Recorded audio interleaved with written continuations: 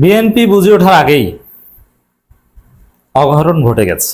ভারত বিএনপির বিরুদ্ধে ঘটনা ঘটিয়ে দিয়েছে।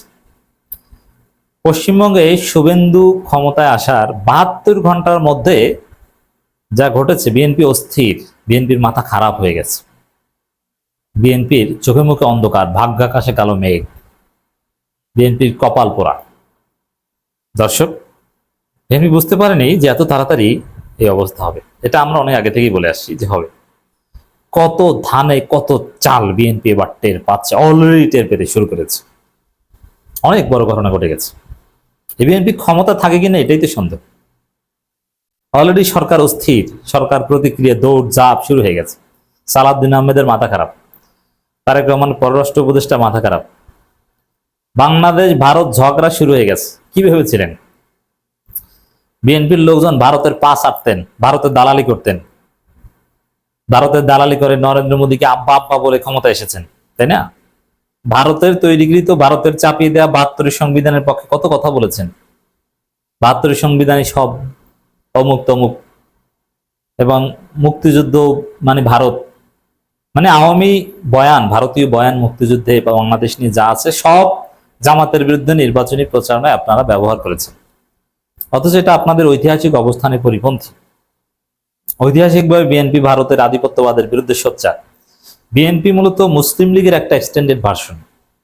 ঐতিহাসিকভাবে বিএনপি স্বাধীনতা বিরোধী দল, স্বাধীনতা বিরোধীদের নিয়েই বিএনপি। সেই বিএনপি যদি মুক্তিযোদ্ধা সাজতে যায়, তাও আবার ভারতীয় বয়ানে, এটা অদ্ভুত। জিয়াউর রহমানের বয়ানে মুক্তিযোদ্ধা সাজলে এটা ঠিক আছে, কিন্তু ভারতীয় বয়ানে মুক্তিযোদ্ধা সাজতে গেছে। তখন আমরা বলেছিলাম যে আপনারা যতই ভারতের দালালি করেন, লাভ হবে না। কেন লাভ হবে না? এটা আপনাদের জন্য বুমেরাং হবে। ভারত আপনাদেরকে বলবে যে ঠিক আছে, আমরা বিএনপির পক্ষে, জামাতকে গালাগালি করো, জামাত নয় বিএনপি, তোমরাই ক্ষমতায় আসো, তোমাদেরকে হেল্প করবো। কিন্তু দিন শেষে ভারত যে মুনাফেক রাষ্ট্র, ভারত যে কতটা অসভ্য রাষ্ট্র আপনি দেখেন না? এই যে শুভেন্দু ক্ষমতায় এসেছে, এসে বলছে যে আমাকে মুসলমানরা ভোট দেয় না, হিন্দুরা ভোট দিয়েছে। এসে মুসলমানদের উপর হামলা করছে, মুসলমানদেরকে ভারত থেকে বের করে দেওয়ার কথা বলছে, গরুর গোস্তের দোকান বুলডোজার দিয়ে ভেঙে বলছে। এই আধুনিক যুগে, এই সিভিলাইজেশনের সভ্যতার উৎকর্ষতার এই যুগে এই কাজ যারা করতে পারে তারা কতটা অসভ্য বর্বর। মসজিদের ভিতর ঢুকে হামলা করা শুধু মুসলমানদের ধর্মীয় পরিচয়ের কারণে। এটা ইসরায়েল এবং ভারতের মতো অসভ্য দেশ পৃথিবীতে কোথাও নাই। আপনি ইউরোপ আমেরিকা যান, কোনো সাম্প্রদায়িকতা নেই। সৌদি আরবে যান, কোনো সাম্প্রদায়িকতা নেই। অথচ সৌদি আরব একটা ইসলামী রাষ্ট্র। এমনকি আফগানিস্তানেও সাম্প্রদায়িকতা নেই, সাম্প্রদায়িক বিদেশ না। আফগানিস্তানে অন্য ধর্মের লোকজন তো আছে কিছু, একদম নিরাপদে আছে, কেউ তাদেরকে কিচ্ছু বলে না। অথচ আফগানিস্তান ইসলামী শাসন। কাতারে যান, বড় বড় পদে ইন্ডিয়ান হিন্দুরা। সৌদি আরবে ইন্ডিয়ান হিন্দুরা যে মর্যাদা পায় আমি দেখেছি, আমি অবাক। অথচ ইসলামী রাষ্ট্র। আর ভারতে মুসলমানদেরকে হত্যা করা হয়, জবাই করা হয়, তাদেরকে গরুর গোস্ত খেতে দেওয়া হয় না। কি উদ্ভট এই অসভ্য দেশ ভারত। এদের সাথে পুরোপুরি একদম মাখামাখি বন্ধুত্ব হতে পারে শুধুমাত্র অসভ্য আওয়ামী লীগের, আনসিভিলাইজড বর্বর মানবতা বিরোধী দল আওয়ামী লীগের, অন্য কারো হতে পারে না। তো বিএনপি ভারতের কথায় তাদের চিড়ে গলেছে যে না না, ভারত ভারত আমাদের পক্ষে, দেখছো এবার আমাদের কে ঠেকায়? জামাত, যাও তোমরা, ভারত আমাদের পক্ষে আছে। ভারতের হাত ধরে ক্ষমতা এসেছে। আমরা বলেছি যে ভারত, জিয়াউর রহমানের রক্ত যার শরীরে আছে, দ্যাট মিনস তারেক রহমান, তাকে বিশ্বাস করবে না। ভারত তারেক রহমানকে ক্ষমতায় এনেছে, কিন্তু এনেছে তো তাকে মারার জন্য। এটা কি জানেন? তার ক্ষতি করার জন্য। যে ক্ষমতা এনে, যেমন অনেক সময় উপরে উঠে আসার দেওয়ার জন্য, তারেক রহমানকে ভারত উপরে উঠিয়েছে আসার দেওয়ার জন্য। এখন আমরা দেখতে পাচ্ছি যে বিএনপি সরকারের সাথে ভারতের সম্পর্ক একদম দাকুম্বা শুরু হয়ে গেছে। দর্শক, শুভেন্দু ক্ষমতা এসে কাঁটাতারের বেড়া দেওয়ার ঘোষণা দিয়েছেন যে কাঁটাতারের বেড়া দিব, এই করব সেই করব, সীমান্তে কিছু আসলে এইগুলি করব, কত কিছু। আবার 2 মিনিটের মধ্যে নাকি বাংলাদেশ দখল করতে পারবে, কত কথাই না বলেছিল। কোনো ব্যাপার না, চাইলেই দখল হয়ে যাবে, কত উদ্ভট কথাবার্তা এই শুভেন্দু বলেছিল। বিএনপি তারেক রহমানকে সকাল সন্ধ্যা গালাগালি করতো, খালেদা জিয়া মৌলবাদের জন্য এইসব কথাবার্তা বলতো। তারা এখন ক্ষমতা এসে এখন তারা কাঁটাতারের বেড়া নির্মাণ করতেছে। এই যে কাঁটাতারের বেড়া, সীমান্তে অস্থিরতা, পুশব্যাকের ঘটনা ঘটতে পারে, এবং বাংলাদেশ সরকারের বিজিবি অত্যন্ত সতর্ক।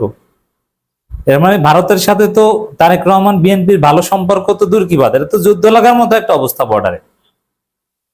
সেই বিডিআর ডিজি ফজলুর রহমানের আমলে যেরকম ভারতকে একটা কঠিন মাইর দিয়েছিল, তারেক রহমান সরকার কিনা আবার সেই মাইর দেওয়ার মতো পরিস্থিতি হয়। আর এটা করতে গেলে সম্পর্ক ভালো হবে না, ভারতের সাথে সম্পর্কের মোটেও ডেভেলপমেন্ট হবে না। পশ্চিমবঙ্গে যে সরকার এসেছে টান টান উত্তেজনা অলরেডি চলছে, এই পরিস্থিতি উত্তরণ হবে না, কোনোভাবেই ভারতের সাথে সম্পর্ক ভালো হবে না। মানে বিএনপি কে ভারত বিশ্বাস করবে না, ভারতকে বিএনপি যেভাবে ডিল করতে চেয়েছিল এটা ভুল। ভারতের দালাল আছে বিএনপি, তারা ভারতকে আব্বা আব্বা, এভাবে ডিল করা যাবে না। ভারতকে ডিল করতে হবে মালদ্বীপের মুইজুর মতো, ভারতকে ডিল করতে হবে জামাত ইসলামীর মতো, মর্যাদার ভিত্তিতে সম্পর্ক হবে, ইউনুসের মতো ডিল করতে হবে। ভারতকে আব্বা আব্বা বলে ডিল করা যাবে না, বিএনপি আব্বা আব্বা বলে ডিল করতে গিয়েছিল, এটা বুমেরাং হয়েছে। দেখেন ঘটনা শুরু হয়ে গেছে কিন্তু অলরেডি বিএনপি, ওই যে বললাম না যে কত দানে কত চাল, এটা অলরেডি টের পাচ্ছে। কি দেখেন, ভারতে বসে শেখ হাসিনা যাতে বাংলাদেশে কোনো সন্ত্রাসী কার্যক্রম করতে না পারে তার প্রতিশ্রুতি দিয়েছে ভারত সরকার, কিন্তু এটা এখন মানছে না। এটা বলছেন হুমায়ুন কবির, প্রধানমন্ত্রী পররাষ্ট্র বিষয়ক উপদেষ্টা। এখন ভারতের উপর ক্ষোভ ঝাড়ছেন যে এই প্রতিশ্রুতি দিয়েছেন, ভারত তো কোনো কথাই শুনছে না। ভারতের সাথে কোনো সেট আপ বিএনপির মিলছে না। আবার এই যে মুখ্যমন্ত্রী শুভেন্দুর বক্তব্যের প্রতিক্রিয়ায় পররাষ্ট্র উপদেষ্টা কি বলেছে আপনাদেরকে একটু শোনাই।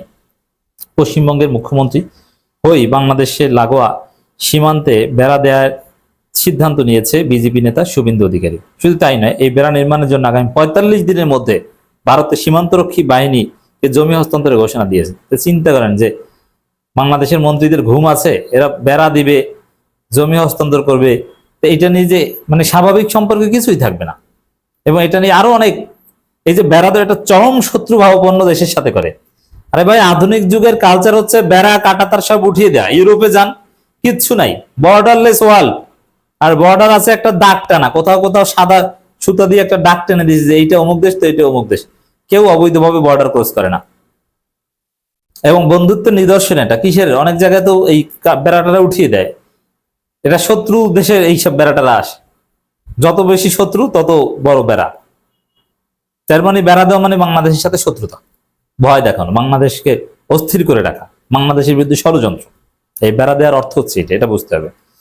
এই জন্যই এমন সিদ্ধান্ত খবর প্রতিক্রিয়ায় প্রধানমন্ত্রী পররাষ্ট্র বিষয়ক উপদেষ্টা হুমায়ুন কবির বলেছেন, কাঁটাতার দিয়ে বাংলাদেশের মতো দেশকে এখন আর ডর ভয় দেখানোর জায়গা নেই। এর মানে কাঁটাতার দিয়ে বাংলাদেশকে ডর ভয় দেখানো হচ্ছে, এটা তো সত্য।